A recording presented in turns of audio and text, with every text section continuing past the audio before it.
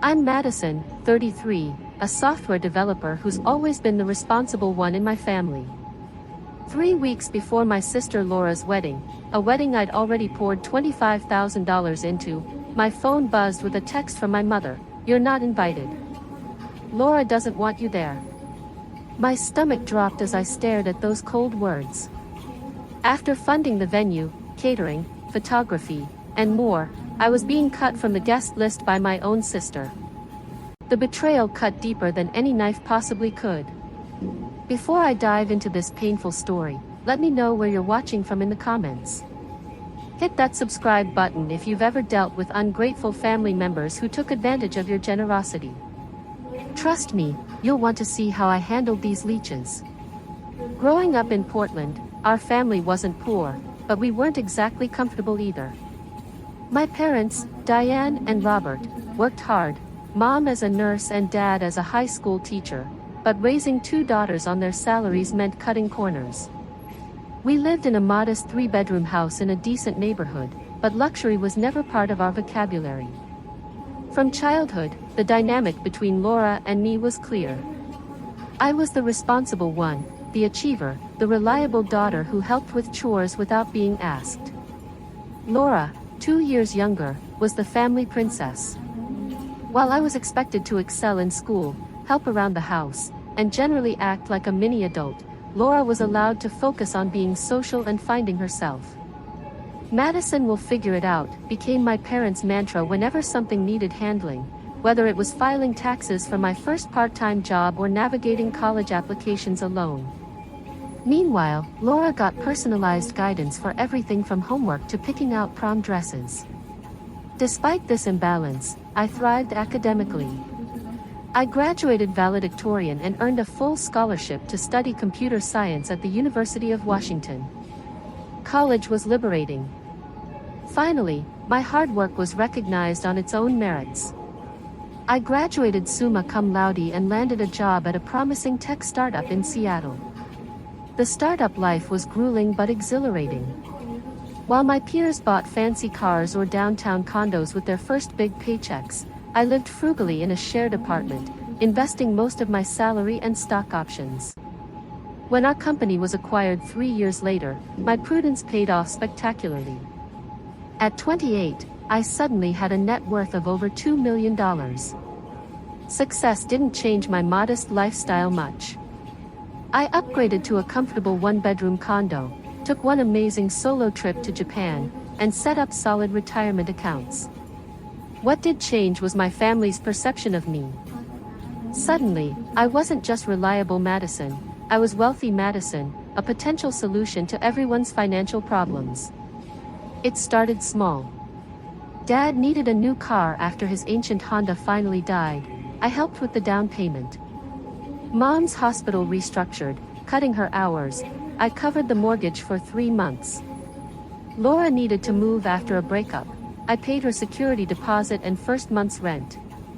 Each time, the gratitude seemed sincere, if somewhat entitled. When Laura met James at a friend's wedding, the family dynamic shifted again. James came from money, old East Coast money with summer homes and country club memberships. Suddenly, Laura was spending weekends in the Hamptons and posting Instagram photos from charity galas. The princess had found her prince, and my parents were ecstatic. The engagement announcement came after just 8 months of dating. Laura called me, squealing about the 2-carat diamond and perfect proposal at sunset on a yacht. I was genuinely happy for her, despite the nagging feeling that James seemed more impressed with Laura's carefully curated social media presence than her actual personality. "Madison, I'm so excited for you to be part of this," Laura gushed over the phone.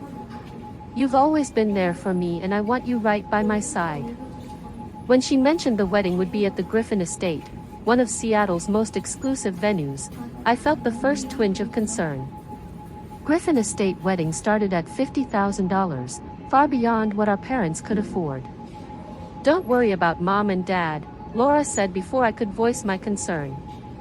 "James's parents are helping and we've got it covered." She paused, then added casually, "Though if you wanted to help with some of the smaller expenses, that would be amazing." Of course, I replied, thinking she meant the rehearsal dinner or perhaps her dress. I'd be happy to help with some of the wedding expenses. I had no idea that some expenses would soon become the entire wedding, or that my generosity would ultimately get me uninvited from the very event I was funding. What started as some expenses quickly snowballed into a financial avalanche. 2 weeks after the engagement, Laura invited me to lunch at an upscale restaurant I knew she couldn't afford, over $60 entrees, which I paid for. She slid a wedding budget spreadsheet across the table. "So this is what we're thinking," she said, pointing to the bottom line. $120,000. I nearly choked on my sparkling water. "Laura, that's a lot." "It's actually pretty reasonable for what we want," she countered, flipping through a wedding magazine showing elaborate floral arrangements and custom-made table settings. "The Griffin estate is $25,000 just for the venue rental, but it's the only place that will give us the fairy tale vibe we're going for." I asked the obvious question, what are James' parents contributing? Laura's smile faltered. "Well, that's the thing. They're not exactly on board with the wedding yet. They think we're rushing things and wanted us to have a longer engagement." She fidgeted with her napkin. "They said they might help later, but for now we're on our own." "And Mom and Dad?" "They're putting in $10,000, which is all they can afford." Her eyes welled with tears. "Madison, I know it's a lot to ask, but this is my one special day. James is perfect and I want everything to be perfect for him. His friends all had amazing weddings, and I can't show up with something basic." I should have said no. I should have suggested a more reasonable budget or a longer engagement to save up instead. I heard myself say, "I can cover the venue deposit while you figure out the rest." Laura's tears vanished instantly, replaced by a dazzling smile. "You're the best sister ever. I knew I could count on you." That $25,000 deposit for the venue, catering, and photography was just the beginning. Over the next few months, the requests kept coming, each presented as a crisis that only I could solve. "The florist needs a 50% deposit by Friday or we'll lose our date. The designer dress I fell in love with is being discontinued next month. The band James wanted just had a cancellation on our date, but we need to book them immediately." Each time, I transferred the money, telling myself it was an investment in my sister's happiness. I created detailed spreadsheets tracking every expense, naively believing Laura and James would eventually reimburse at least part of it. By 3 months before the wedding, I had spent over $75,000, and the bills kept coming. My parents, rather than acting as a voice of reason, seemed to encourage Laura's extravagance. "You're so blessed to be able to do this for your sister," my mother said during one of our weekly calls. "Your father and I could never give her the wedding she deserves." The subtle implication was clear: as the financially successful sibling, it was my duty to provide what they couldn't. No one seemed to consider that I had worked incredibly hard for my money or that I might have my own plans for it. Laura's attitude shifted from grateful to entitled with alarming speed. What began as, "Thank you so much for helping us," became, "We need another $5,000 for upgraded linens," without so much as a please. James, who supposedly came from money, was conspicuously absent from all financial discussions. One evening, after transferring another $3,000 for a premium open bar package, I finally asked Laura directly about James's contribution. "He's contributing in other ways," she said defensively. "He's handling all the honeymoon arrangements." Later, I discovered through an accidental email that James' parents were paying for the honeymoon, a 2-week stay at a luxury resort in Bali. James wasn't contributing a dime. By the 2-month mark, I had spent nearly $95,000 on my sister's wedding. My financial advisor had stopped sending subtle warnings and was now directly questioning my decisions. I'd had to liquidate some investments, incurring tax penalties I hadn't planned for. But every time I considered pulling back, I thought of the disappointment on Laura's face, the accusations of ruining her special day, the family drama that would ensue. So I kept paying, buried my resentment, and told myself that after the wedding, things would return to normal. Little did I know that normal for my family meant taking advantage of my generosity until I had nothing left to give, emotionally or financially. Despite funding virtually the entire wedding, I found myself increasingly sidelined in the planning process. My demanding job as a senior developer meant I couldn't attend every cake tasting or floral arrangement viewing, but I made efforts to join important decisions via FaceTime or by rearranging my schedule when possible. Laura, however, seemed to deliberately schedule appointments when I was in unmovable meetings or presentations. "Oh, did I get the time wrong?" she'd say innocently. "We've already put down the deposit anyway, so it doesn't really matter." One Tuesday evening, I left work early to surprise Laura at a menu tasting I wasn't originally able to attend. When I arrived at the venue, I found her already there with our mother and James's mother Patricia, a thin, elegant woman with perfectly highlighted hair and a perpetual expression of mild disapproval. "Madison," Laura exclaimed, looking more startled than pleased. "What are you doing here?" "My last meeting cancelled, so I thought I'd join after all," I explained, already sensing I'd made a mistake. Patricia gave me a cool once-over, taking in my simple work attire. "Laura didn't mention you'd be joining us." "It was a last-minute decision," I said, extending my hand. "I'm Madison, Laura's sister." "Yes," Patricia replied, barely touching my fingers. "Laura's mentioned you work in computers, was it?" Before I could respond, Laura jumped in. "Madison's just super busy with her job, so she usually can't make these things. Mom and I have been handling most of the details." Throughout the tasting, I was treated like an intruder rather than the person paying for the entire event. Patricia dominated the conversation, vetoing menu items as too pedestrian and suggesting expensive upgrades that I knew would eventually land on my credit card. Laura deferred to her future mother-in-law on everything, while our mother nodded along enthusiastically. After Patricia left, I pulled Laura aside. "What was that about?" "I felt like I crashed someone else's wedding planning." "Don't be dramatic," Laura sighed. "Patricia has amazing taste, and she's done this before with James's older sisters. I want her to feel included." "More included than the person paying for everything?" I couldn't help asking. Laura's face hardened. "Is that what this is about? The money? Are you going to hold that over my head forever?" Our mother intervened before I could respond. "Girls, please. Madison, your sister is under a lot of stress. The last thing she needs is to feel guilty about accepting your help." I apologized, as I always did, and the moment passed. But the pattern continued. A week later, while grabbing coffee near Laura's apartment, I overheard her voice from a corner table. She was with her maid of honor Kimberly, speaking loudly enough that her words carried clearly. "Madison's being such a control freak about everything," Laura complained. "Just because she's paying doesn't mean she gets to make all the decisions. It's my wedding, not hers." "That sucks," Kimberly sympathized. "But at least you're getting the dream wedding without going into debt." "Small price to pay for her attitude, I guess." Laura sighed. "Sometimes I wish she would just send the money and stay out of it. She's making everything so complicated with her spreadsheets and questions." I left before they could spot me, feeling like I'd been punched in the stomach. The spreadsheets she complained about were my attempt to stay organized and ensure nothing fell through the cracks, a courtesy to her, not a control tactic. The final red flag came 3 weeks before the wedding. Laura had organized a bridal party spa day as a thank you to her bridesmaids. Though I wasn't officially in the bridal party, Laura had claimed she didn't want to burden me with extra responsibilities given how much I was already doing. I assumed I'd be included in the pre-wedding celebration.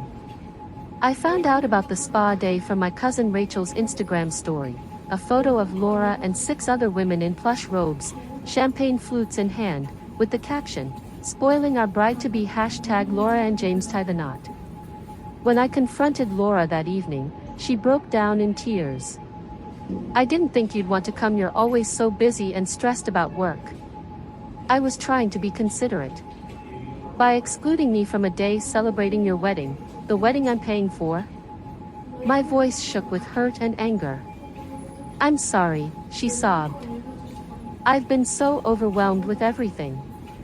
You're right, I should have invited you. I'll make it up to you, I promise. You're the most important person in this whole process, and I couldn't do any of this without you. Her apology seemed sincere, and for a few days things improved. Laura called daily with updates, asked my opinion on last-minute details, and even scheduled a sisters-only dinner at my favorite restaurant. I began to think I'd overreacted, that the stress of wedding planning had temporarily strained our relationship, but everything would be fine. Then came the rehearsal dinner. James' parents had finally agreed to cover this event, hosting it at an exclusive country club. Meeting James' extended family and friends was illuminating in all the wrong ways. His college roommates, all working in finance or law, made subtle digs about the tech industry being overvalued and full of lucky coding monkeys who stumbled into money. More concerning was how Laura presented herself to James' circle. Gone was my slightly awkward, sometimes funny sister who'd once dreamed of teaching elementary school. In her place was a polished, name-dropping stranger who claimed to run her own successful lifestyle consulting business, a dramatic overstatement of the Instagram account where she occasionally posted sponsored content for free products. When James's uncle asked how we'd managed to afford such an extravagant wedding on a teacher's salary, or what our father did, Laura smoothly replied, "Madison and I have been quite successful in our careers, as if we were equal contributors to the wedding fund." Later I overheard Patricia telling another guest, "Laura comes from a good family. Her sister made some money in that tech bubble. Nothing like our family businesses, of course, but they're comfortable." I felt sick. Not only was Laura taking credit for my financial contribution, but she was also minimizing my hard-earned success to fit into James' world. When I tried to talk to her about it after the dinner, she dismissed my concerns. "I was just trying to fit in, Madison. James's family can be judgmental, and I didn't want them looking down on us. By lying about your non-existent business and taking credit for my money? Don't be so sensitive," she snapped. "It's not like I told them you're paying for everything. That would be humiliating for everyone." I went home that night with a growing sense of dread. Something felt very wrong about the entire situation. But I was in too deep to pull out now. The wedding was less than a week away. All I had to do was get through the ceremony, smile for the photos, and then I could start setting better boundaries with my sister and my family. Or so I thought. Until the text message that changed everything. The message arrived during a critical product meeting. As lead developer on our company's newest security feature, I was in the middle of presenting implementation timelines to our executive team when my phone buzzed repeatedly on the conference table. Normally I would never check messages during such an important meeting, but the multiple notifications suggested an emergency. Excusing myself briefly, I glanced at my screen and froze. 3 messages from my mother. "Madison, we need to talk about the wedding. There's been a change of plans. You're not invited. Laura doesn't want you there." I must have made some sort of sound, because several colleagues looked up with concern. Mumbling something about a family emergency, I fled to the nearest bathroom, locked myself in a stall, and read the rest of the incoming messages with trembling hands. "Laura feels you've been too controlling about wedding plans. She says you're making everything about yourself and your contribution. James' parents have offered to help with some expenses, but only if the wedding proceeds without drama." The final blow came in the last message. "Laura needs this day to be perfect. Please understand and respect her wishes." Respect her wishes? After I'd poured nearly $100,000 into her perfect day? After I'd endured months of increasing entitlement, subtle insults, and exclusion? My vision blurred with tears of rage and humiliation. I called my mother immediately, struggling to keep my voice steady. "What exactly is going on? Madison, she sighed as if I were being difficult. I know this is upsetting, but Laura is under tremendous pressure. James's parents are finally warming up to the marriage, and she can't risk anything going wrong. And I'm something that could go wrong? I asked incredulously. There was a telling pause before my mother replied. Patricia has expressed concerns about family tension overshadowing the ceremony. Apparently Laura mentioned some disagreements between you two. Disagreements? You mean me occasionally asking questions about where my money is going? Honey, no one is denying your generosity, my mother said in that placating tone I'd grown to hate. But this isn't about the money. It's about Laura's special day. Then explain to me exactly why I'm being uninvited to a wedding I'm paying for, I demanded. Another pause, longer this time. James' parents spoke with Laura yesterday. They're willing to contribute $50,000 toward the wedding expenses, but they were concerned about what they called family dysfunction. Apparently Laura told them you've been having episodes. Episodes? I repeated, my blood running cold. What does that mean? My mother's voice dropped to a whisper. She may have implied that you've been struggling with some mental health issues. That your success has come with a toll, and you've been taking it out on her. The bathroom stall seemed to spin around me. My sister hadn't just excluded me or taken advantage of my generosity, she'd actively painted me as mentally unstable to justify cutting me out. Did you defend me? I asked, already knowing the answer. Madison, try to understand. This wedding is everything to Laura. James comes from a very traditional family. They value stability and appearances. And what about honesty? What about basic human decency? Does Laura value those things at all? Of course she does, my mother insisted.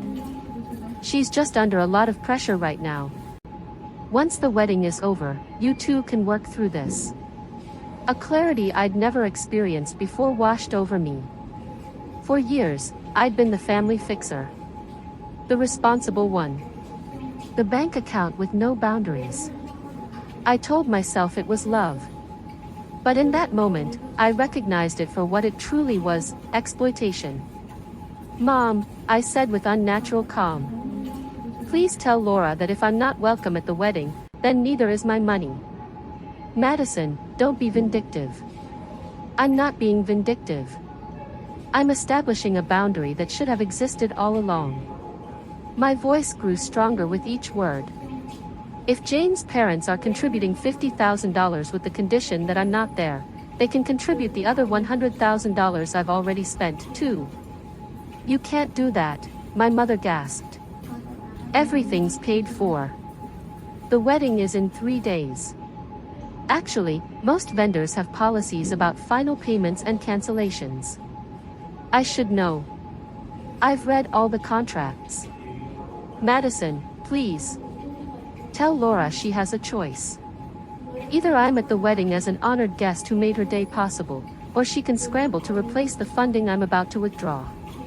I ended the call and sat in the bathroom stall for several minutes, my heart pounding but my mind strangely clear. Then I returned to the conference room, apologized to my colleagues, and finished my presentation with mechanical precision.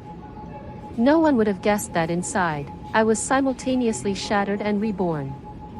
As soon as the meeting ended, I requested an emergency personal day for tomorrow and went straight home to execute the most difficult and necessary decision of my adult life. I'm not normally a vindictive person. Throughout my life, I've been the peacemaker, the one who forgives quickly and moves on. But some betrayals cut too deep for simple forgiveness, especially when the offending parties show no remorse. This wasn't about revenge. It was about self-respect and consequences. Once home, I spread all the wedding documentation across my dining table: contracts, receipts, email confirmations, payment schedules. Everything had been meticulously organized in both physical folders and digital files. I created 3 lists: vendors with final payments pending, services that could be canceled with partial refunds, and payments that were non-refundable. My phone continued buzzing with messages from my family, which I ignored. This required focus and precision. I started with the venue, the Griffin Estate. Their contract had a clause allowing for cancellation with a partial refund if done more than 72 hours before the event. I called the event coordinator, Susan, with whom I'd been working closely for months. "Madison, what can I help you with? Getting excited for Saturday?" Susan chirped. "Actually, Susan, I need to discuss cancellation options." A long pause. "Cancellation? Is everything okay?" I took a deep breath. "No, it's not. I've been funding this entire wedding for my sister, but I've just been informed that I'm not welcome to attend. Under the circumstances, I can no longer financially support the event." To her credit, Susan didn't pry further. "I understand. This must be incredibly difficult." She explained my options professionally. I could cancel entirely and receive a 25% refund of my deposit, or I could transfer the reservation to another paying party. "Please cancel and process the refund," I said firmly.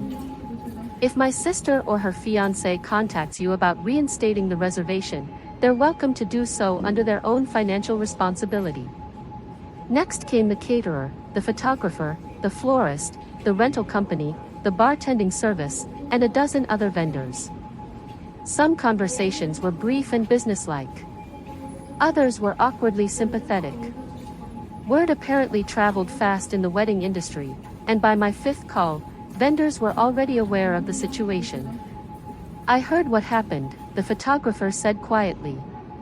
"For what it's worth, I think you're doing the right thing. No one should be treated that way by family." The DJ was even more direct. "Man, that's cold.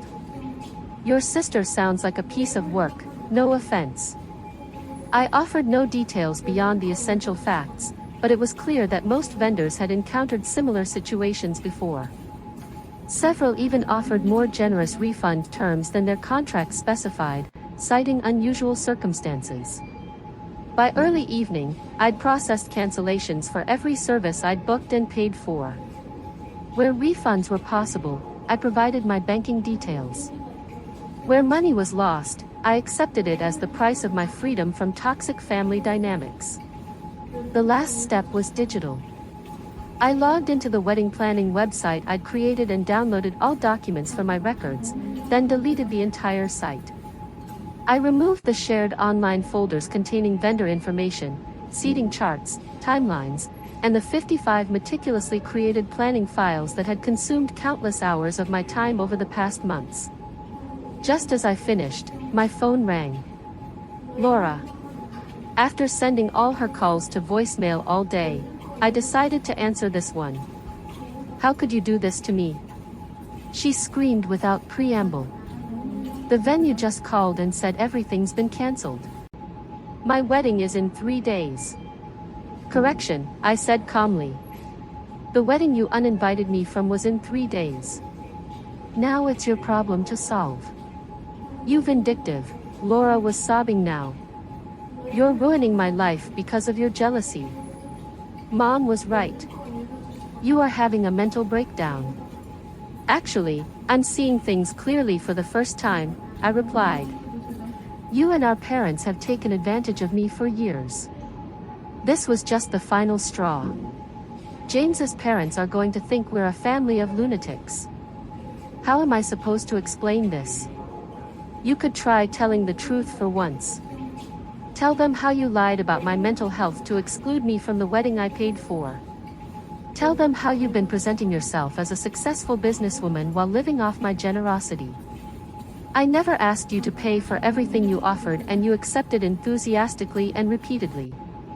Then you excluded, belittled, and lied about me. I'm calling Mom," she threatened. "Dad says we can sue you for this." I couldn't help but laugh. "Sue me for what? Canceling services I paid for? Good luck with that." "This isn't over," Laura hissed before hanging up. She was right about that, but not in the way she meant. Within minutes, my parents called. I let it go to voicemail, then listened to my father's outraged message threatening legal action and my mother's tearful plea to reconsider before it's too late. I sent a single text to our family group chat. Then pay for it yourselves, leeches.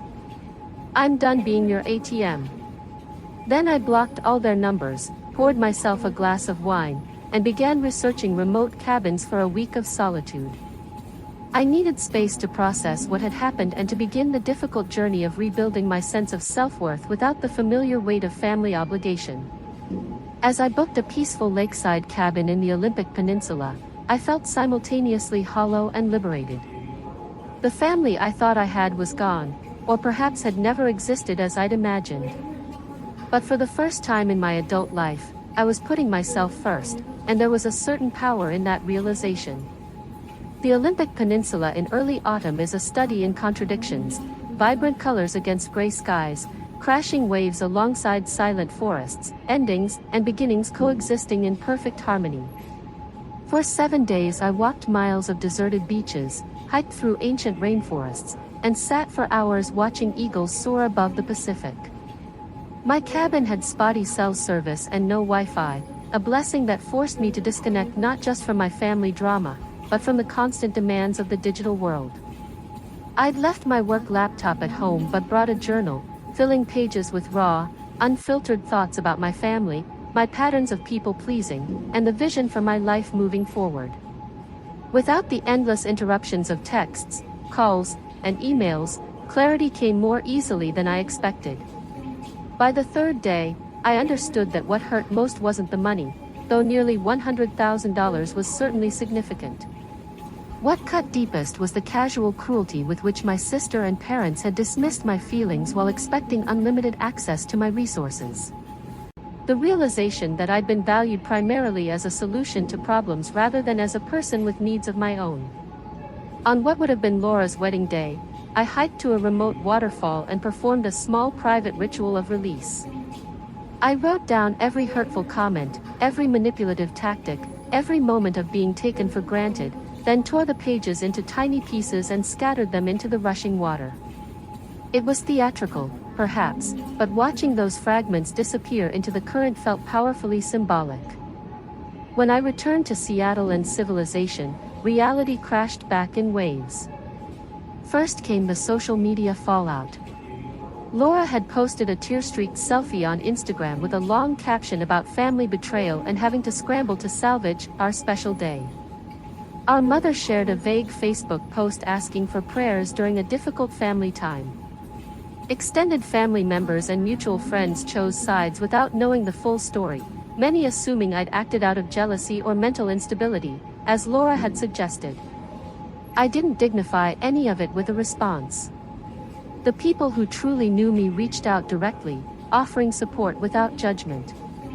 My closest friend Taylor came over my first night back with takeout and wine, letting me vent for hours without once checking her phone. My colleague Jonathan, who'd witnessed my hasty exit from the product meeting, invited me to dinner with his husband, creating space for normal conversation that didn't revolve around my family drama.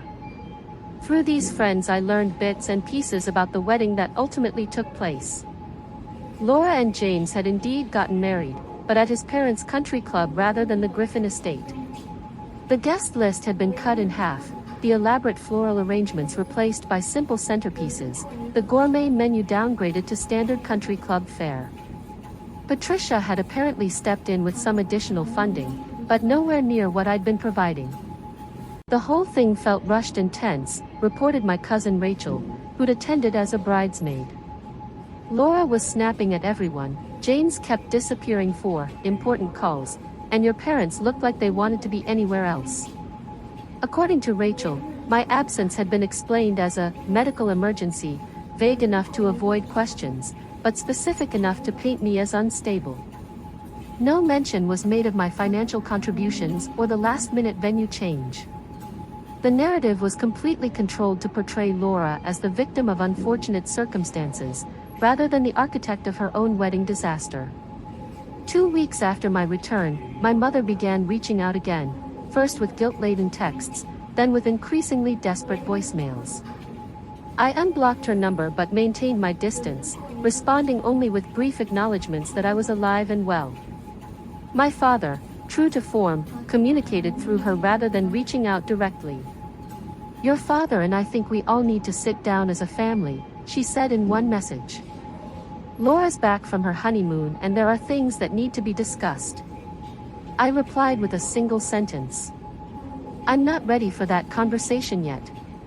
The truth was I was deep in the process of examining our family dynamics with my newly found therapist, Dr. Chin. After just 3 sessions, patterns that had been invisible to me for years suddenly came into sharp focus. How Laura's role as the family princess had been established early and reinforced consistently.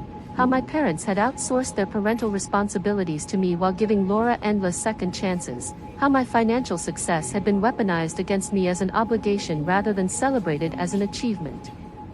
Families develop roles for each member, Dr. Chin explained during one particularly illuminating session. You were assigned the role of capable caretaker, while your sister was assigned the role of needing care. These roles served your parents' emotional needs in some way, which is why they've worked so hard to maintain them, despite how harmful they've been to you. As autumn deepened into winter, the holiday season loomed with its particular brand of family expectations. For the first time in my adult life, I declined my parents' invitation for Thanksgiving, choosing instead to volunteer at a community dinner for tech industry newcomers far from their families. Christmas brought more pressure, with daily calls from my mother insisting that family should be together regardless of disagreements. I held firm, sending gifts but maintaining my physical and emotional distance. Instead of the traditional Russell family Christmas, I joined Taylor's family celebration, where I was treated with warmth and respect, without any undercurrents of obligation or resentment.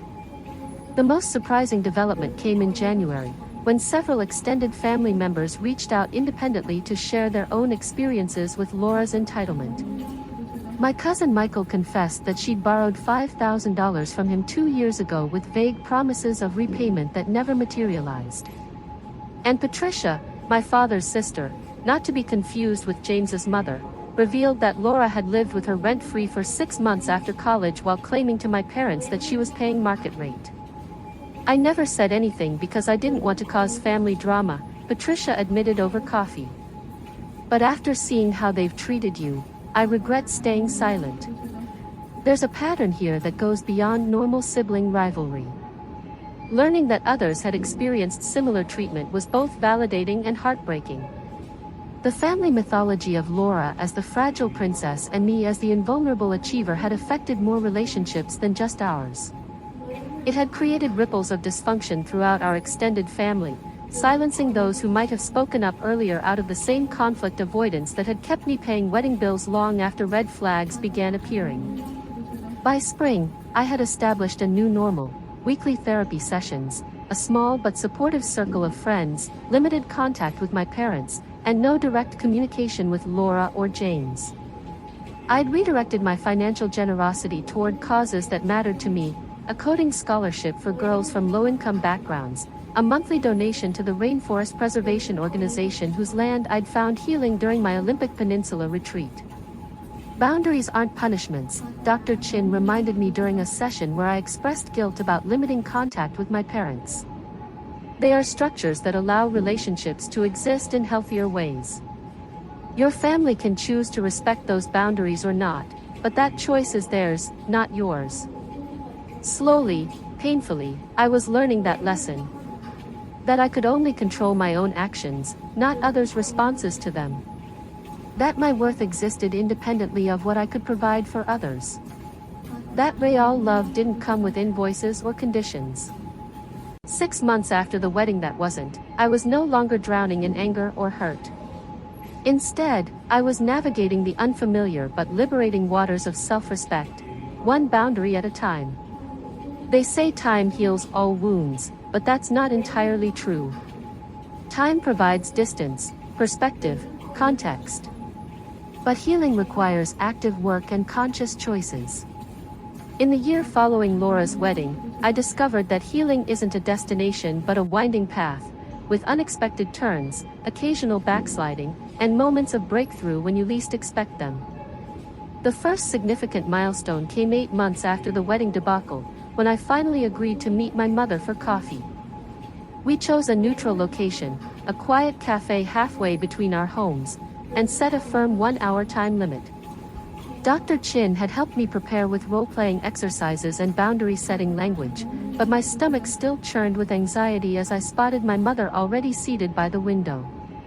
She looked older somehow, more fragile. Part of me wanted to immediately slip back into caretaker mode, to smooth away her worry lines and assure her everything was fine. But that pattern was exactly what had led us here. "Thank you for meeting me," she began, hands wrapped tightly around her mug. "I've missed you so much." "I've missed aspects of our relationship too," I replied carefully. "But I needed this time apart." What followed was the most honest conversation we'd ever had. For the first time, my mother actually listened as I explained how the family dynamics had affected me, how Laura's wedding had merely been the breaking point of a lifelong pattern. "I always thought we were doing the right thing," she said, tears welling in her eyes. "Laura needed more support, and you were so capable, so independent. I never considered that we were burdening you or taking you for granted." "Intent doesn't erase impact, Mom," I replied, a phrase Dr. Chin had taught me. "You and Dad may not have intended to create this imbalance, but the effect was real." And when I finally tried to establish boundaries, the family narrative became that I was having a mental breakdown. My mother looked down, ashamed. Laura was so afraid of losing James. His family is very image conscious, and she thought if there was any hint of family conflict. So she lied about me, and you and Dad supported that lie. "We didn't know how to navigate it," she admitted. "Everything was happening so fast and Laura was so distraught. We made the wrong choice, and I'm truly sorry for that." It wasn't a perfect apology. There were still hints of justification in her explanation, but it was more acknowledgement than I'd ever received before. We agreed to continue meeting occasionally with the understanding that certain topics remained off limits and that my relationship with Laura would develop on its own timeline, if at all. My father proved more resistant to change. When we eventually met for lunch, his approach was to act as if nothing significant had happened. "Your mother says you're doing well at work," he began, bypassing any mention of the past year of estrangement. When I gently but firmly steered the conversation toward the necessary topics, he grew defensive. "Families have disagreements all the time, Madison. At some point you need to let this go and move forward." "Moving forward requires acknowledgement of what happened," I countered. This wasn't a simple disagreement. This was a pattern of behavior that culminated in me being labeled mentally unstable and excluded from an event I paid for. He shifted uncomfortably. "Laura was under tremendous pressure." "We all were." I interrupted. "The difference is how we chose to handle that pressure. Our relationship remained strained but civil. I accepted that my father might never fully understand my perspective or acknowledge his role in the family dynamics. That acceptance, painful as it was, represented its own form of growth, recognizing that I couldn't change others, only how I responded to them. As for Laura and James, their perfect fairy tale showed cracks almost immediately. Through the family grapevine, I learned they'd separated briefly just 4 months after the wedding.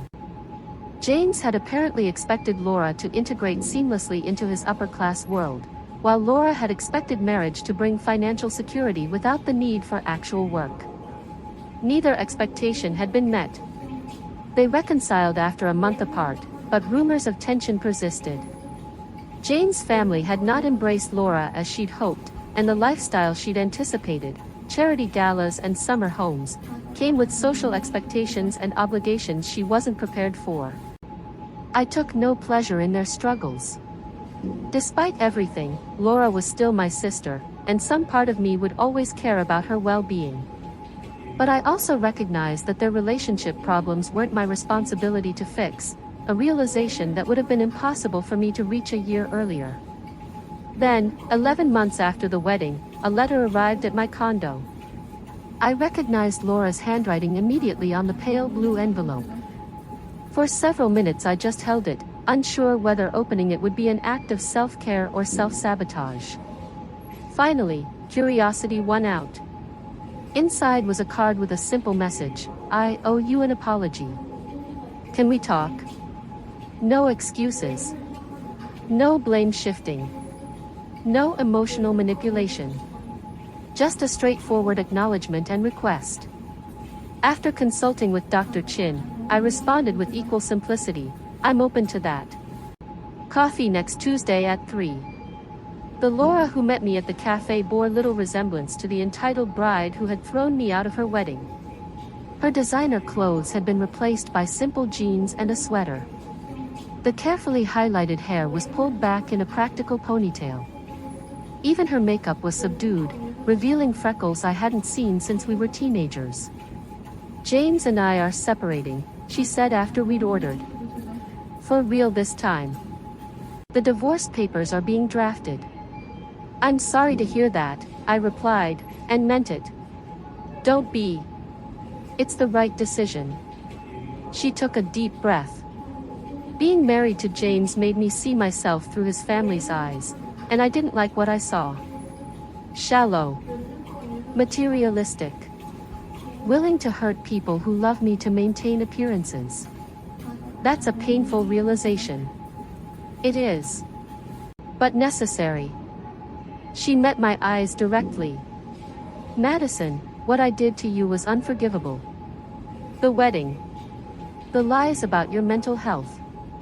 Taking advantage of your generosity for years, all of it. I wouldn't blame you if you never wanted to speak to me again. Then why are we having coffee?" I asked gently.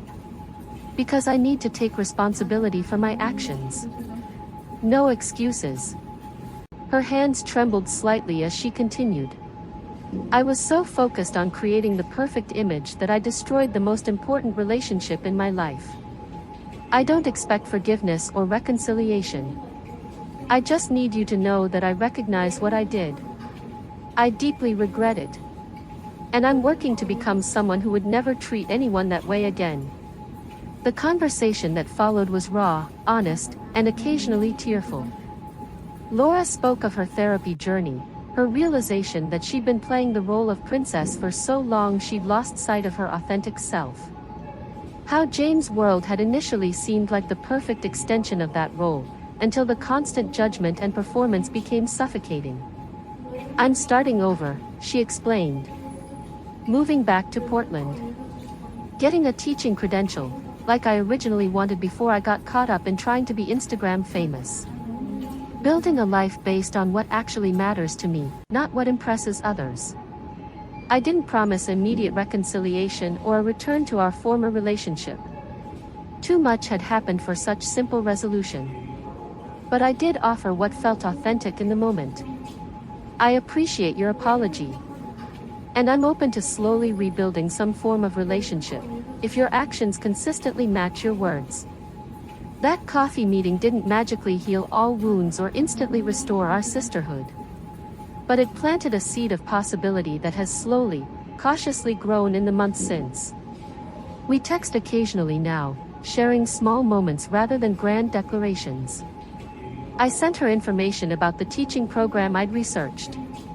She sent me a funny meme that reminded her of our childhood. As for me, the experience of being the uninvited sister transformed my approach to relationships of all kinds. I became more discerning about where I invested my time, energy, and yes, money. I developed a healthy skepticism toward those who approached me with immediate needs but no interest in my well-being. Most importantly, I learned that walking away from toxic dynamics isn't selfish, it's often the most loving choice you can make. Both for yourself and for those who need to face the consequences of their actions. 6 months ago, I began dating someone, a kind, thoughtful software engineer named Brian who appreciates my generosity without exploiting it. When I cautiously shared my family history, his response was anger on my behalf rather than judgment of my boundaries. "They're lucky you're even considering letting them back into your life," he said, squeezing my hand. That simple validation meant everything, confirmation that my experience was as egregious as I'd felt it to be, not an overreaction as my family had initially framed it. The money I lost on Laura's wedding is long gone, and I've made peace with that. The emotional toll lasted longer, but the personal growth that emerged from that painful period has been invaluable. I've discovered strength I never knew I had, boundaries I never thought I deserved to set, and a version of myself that no longer needs external validation to feel worthy. If you're watching this and recognizing similar patterns in your own family dynamics, please know that you're not alone. Sometimes the most loving thing you can do for yourself and others is to step back and let natural consequences unfold. Setting boundaries isn't selfish, it's necessary for authentic relationships to flourish. Have you ever had to set difficult boundaries with family members? What helped you through that process? Share your experiences in the comments below. And if this story resonated with you, please like and subscribe for more content about navigating complex family relationships and personal growth. Thank you for listening to my journey, from doormat to dignity. I'm grateful for each of you who took the time to hear my story.